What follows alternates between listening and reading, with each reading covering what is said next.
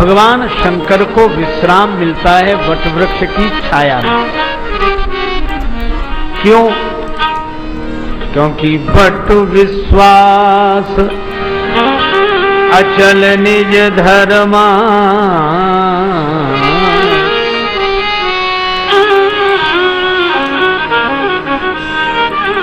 विश्वास ही वटवृक्ष है। जिसे भगवान की कृपा पर विश्वास है उसी के मन को विश्राम मिलता है। और श्री रामचरितमानस की कथा सुनकर मन भगवान के विश्वास से भर जाता है। इसलिए सुनत श्रवण पाई विश्रामा।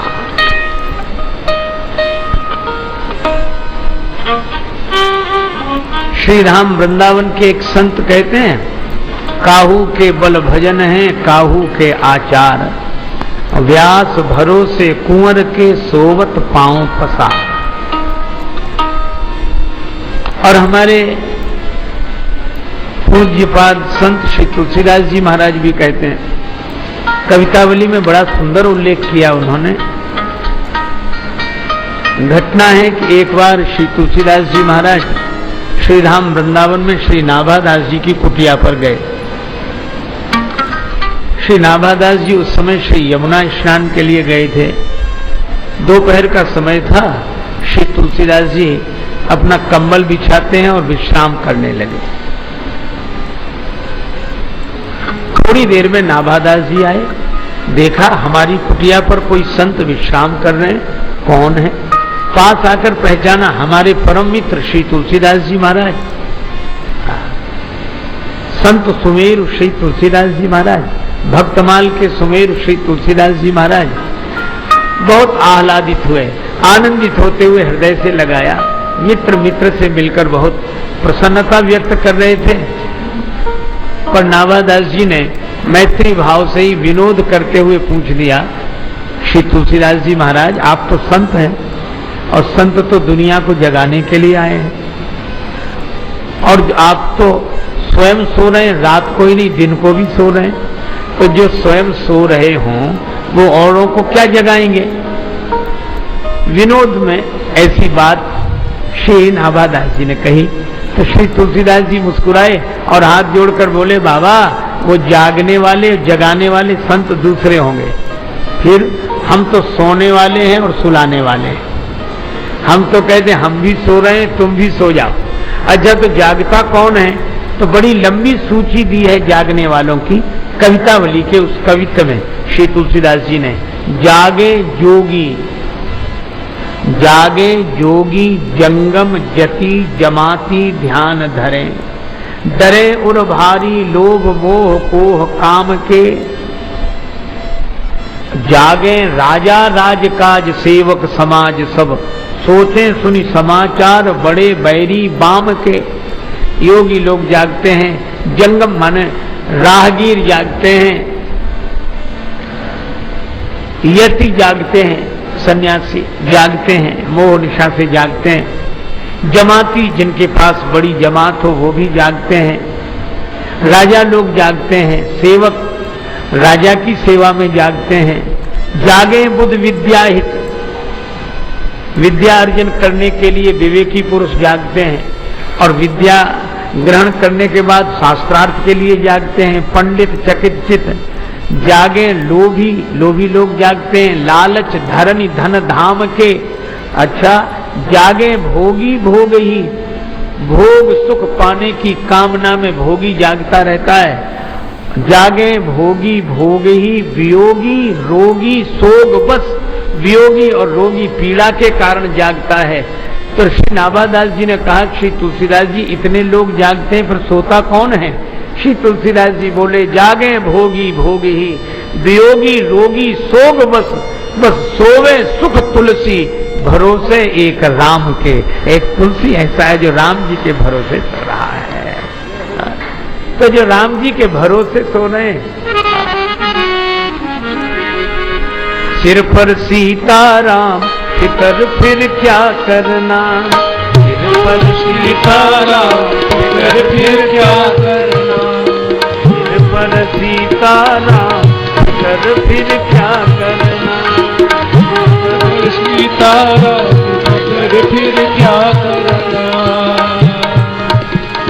क्या करना, क्या करना, इधर फिर क्या करना, क्या करना, क्या करना, इधर फिर क्या करना, सिर पर सीताराम इधर फिर क्या करना, सिर पर सीताराम फिर क्या करना, तेरे बिगड़े बनेंगे काम फिकर फिर क्या करना, मेरे दिल बनेंगे काम फिकर फिर क्या करना, सिर पर सीताराम फिकर फिर क्या करना, सीताराम फिकर फिर क्या करना,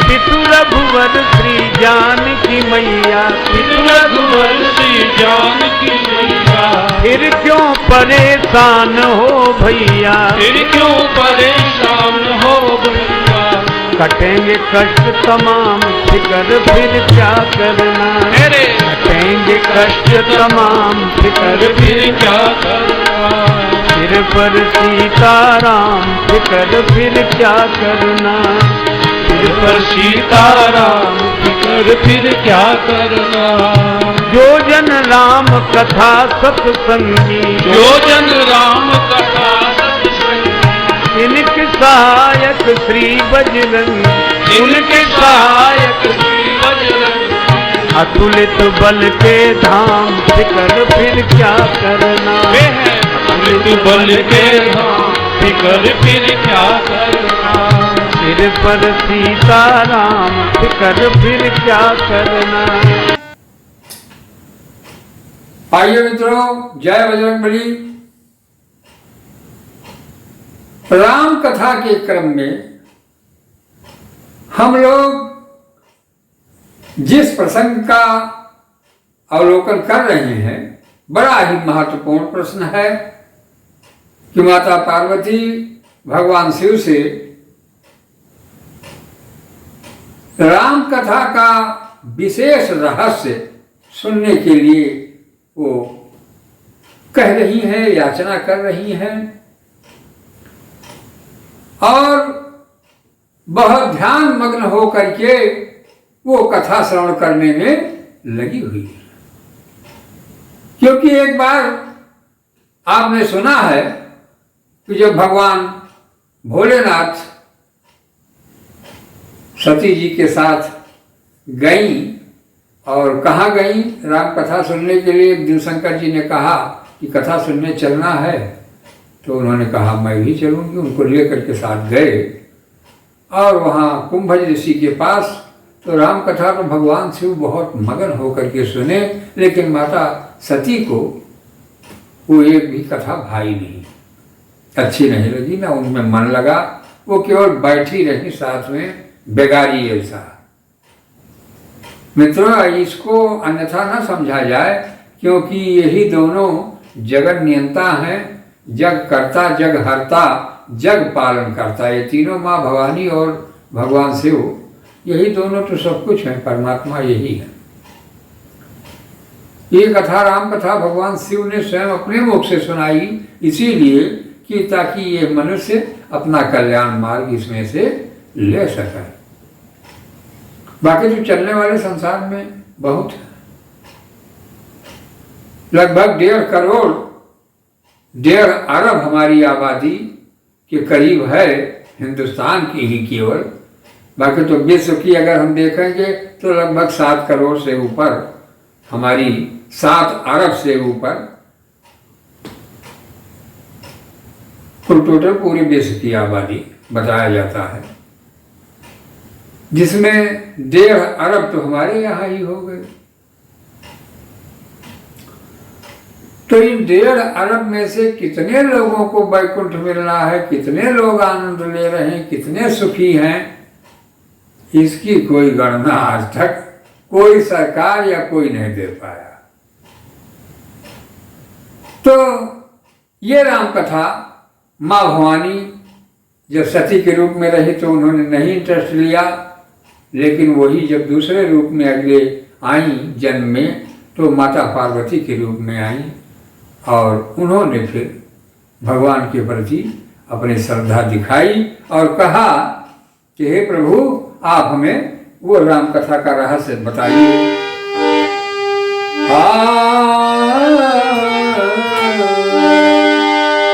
अरे और राम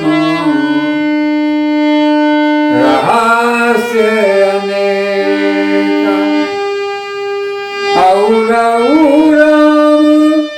रहस्य अनेका, कहु नाथ अति, ओ कहु नाथ अति।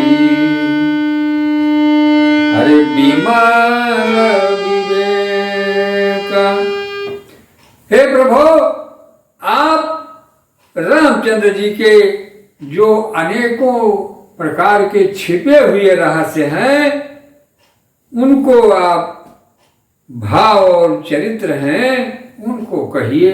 हे नाथ, आपका ज्ञान अत्यंत निर्मल है। आगे फिर कह रही हैं, हाँ जो प्रभु मैं पूछा नहीं हो, जो प्रभु मैं पूछा नहीं हो, सो दयाल कहु जनि गोई। हे प्रभु, अगर मैंने आपसे पूछा भी ना हो जो बातें, वो सभी आप बताएं।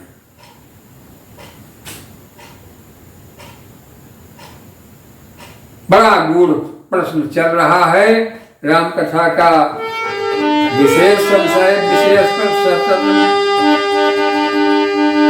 अरे तुम त्रिभुवन गुरु, तुम त्रिभुवन गुरु, अरे वेद बखाना। हे प्रभु, आप तीनों लोक के गुरु हैं, संसार के गुरु हैं, ऐसा वेद कहते हैं।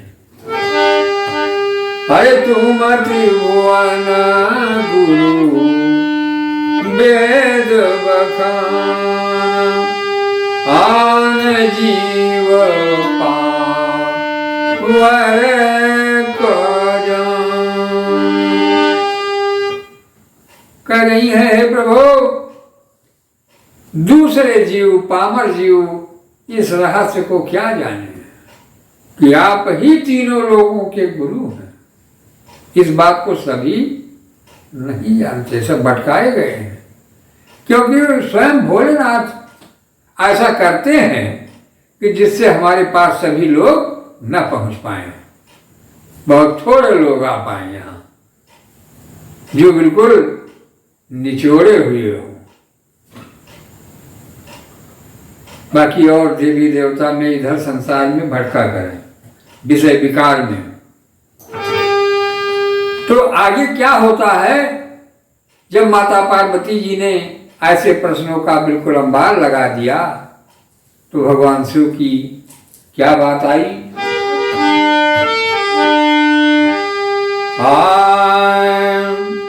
प्रश्न उमा के सहज सुहाई,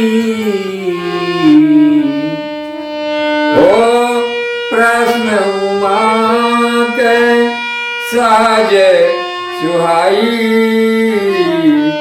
छल विहीन सुनी, छल विहीन सुनी, शिव मन भाई, शिव मन भाई। माता पार्वती के छल से विहीन होकर के प्रश्न जो आए, इसको और सहज रूप में आए, इनको सुन करके ये सारी बातें भगवान शिव को अत्यंत प्रिय लग गई। फिर आगे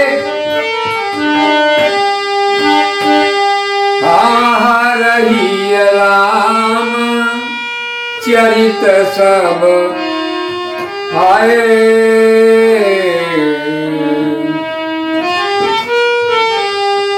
ओ हरहि राम चरित सब आए, प्रेम पुलक लो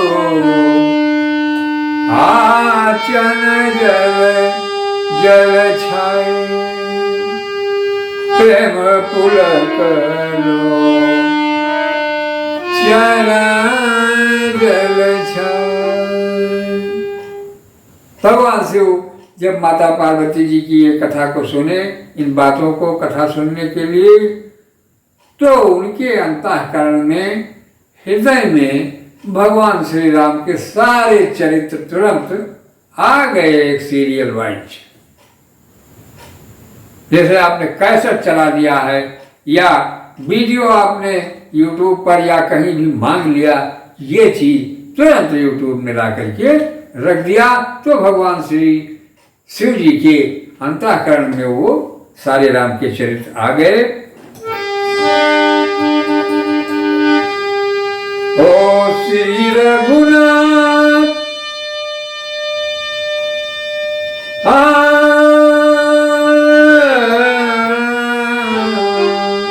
श्री रघुनाथ रूप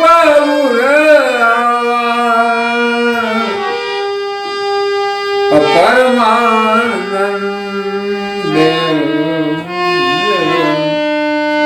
अमित सुख पा। केवल भवानी जी के ये प्रश्न करने के बाद ही भगवान शिव का अपार आनंद, परम आनंद वो पा गए और पूरा सुख का भंडार उनका जागृत हो गया हमें आपके लिए। तो प्रेमियों, आप लोग इस कथा लगे रहें और इसके आगे की कथा आपको हमारे अगले वीडियो में मिलने जा रही है। आप लोग हमारे चैनल पे जरूर लगे रहें और चैनल पर सब्सक्राइब कर लें और ज्वाइन कर लें। नीचे आपको हमारे चैनल के बगल ज्वाइन का ऑप्शन मिलेगा, उसमें आप आ जाएंगे तो ये सारे वीडियो आपको हमारी राम की कथाएं और या आप जो कथा सुनना चाहते हो, जहां आपको समस्या शंका हो, कोई भी दुख है, तो आप हमको निसंकोच होकर के कमेंट के माध्यम से बताएं। हम और हमारी टीम आपकी सेवा में हाजिर है और लगी है और आपके तुरंत प्रश्नों के उत्तर मिलेंगे मित्रों। और कमेंट जरूर बताएं। त्रुटियों को क्षमा करते हुए आप हमारे चैनल पे अगले वीडियो में हमारा अगला कार्यक्रम, इसकी कथा आगे वाली आपको मिलने जा रही है। धन्यवाद मित्रों। जय सिया राम, जय बजरंगबली की। हर हर महादेव।